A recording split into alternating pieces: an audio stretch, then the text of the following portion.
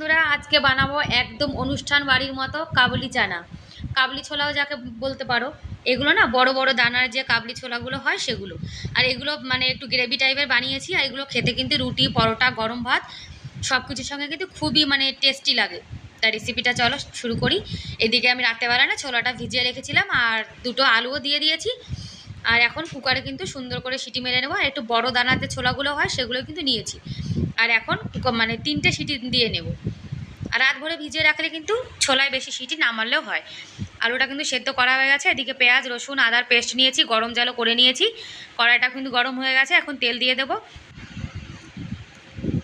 তেলটা গরম হয়ে গেছে, এখন একটা লবঙ্গ, একটা ইলাইচি, তেজপাতা আর গোলমরিচ, দারচিনিতে দিয়ে দিয়েছি। আর না একটুখানি জিরে দিয়ে দিয়েছি। এখন মশলাটাকে সুন্দর করে একটু ভাজবো। যখন মশলা থেকে সুন্দর একটা গন্ধ বেরাবে, একটু ভাজা ভাজা ভাব হয়ে যাবে, জিরাটা কিন্তু একদম কালো করব না। তারপরে কিন্তু এই যে পেঁয়াজ রসুনের যে পেস্টটা করে রেখেছি, এখন কিন্তু এই পেস্টটা দিয়ে দেব। আর মশলাটা ভাজা হলে দেখবে আপনি আপ কিন্তু তোমাদের নাকে গন্ধ চলে আসবে সুন্দর একটা। আর এরকম রেসিপি তোমরা বাড়িতে বানিয়ে দেখবে, খেতে কিন্তু খুব টেস্টি হয়। এখন এর মধ্যে লবণ, হলুদ, আগে তো হলুদ দিয়েছি, তারপরে লবণ দিয়েছি।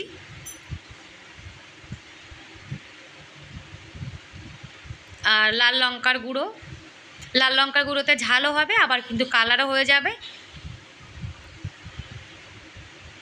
একটু জিরে পাউডার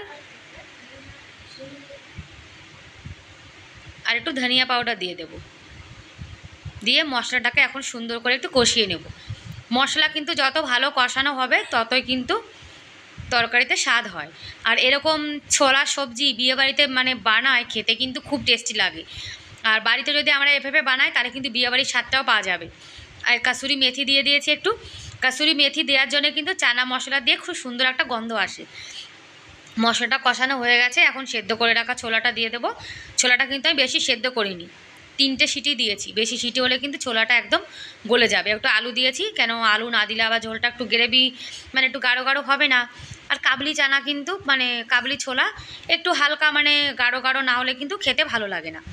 আর এরকম তরকারি রুটি, পরোটা, নান, তারপরে গরম ভাত সব কিছুর সঙ্গে ভালো লাগে। আর তরকারিতে অবশ্যই কিন্তু গরম জল দিতে হবে।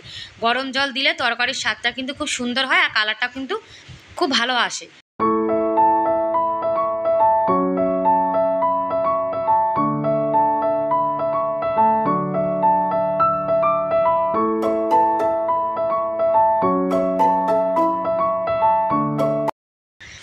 যদি আজকের ভিডিওটা ভালো লাগে তাহলে প্লিজ একটা লাইক, একটা সাবস্ক্রাইব করে আমার এই ছোট্ট চ্যানেলের পাশে থেকো। আর রেসিপিটা কেমন লাগলো তোমরা কিন্তু কমেন্ট করে অবশ্যই জানিও। আর 1 চিমটে চিনি দিয়ে দিয়েছি। তোমরা কিন্তু বাড়িতে অবশ্যই বানিয়ে দেখবে।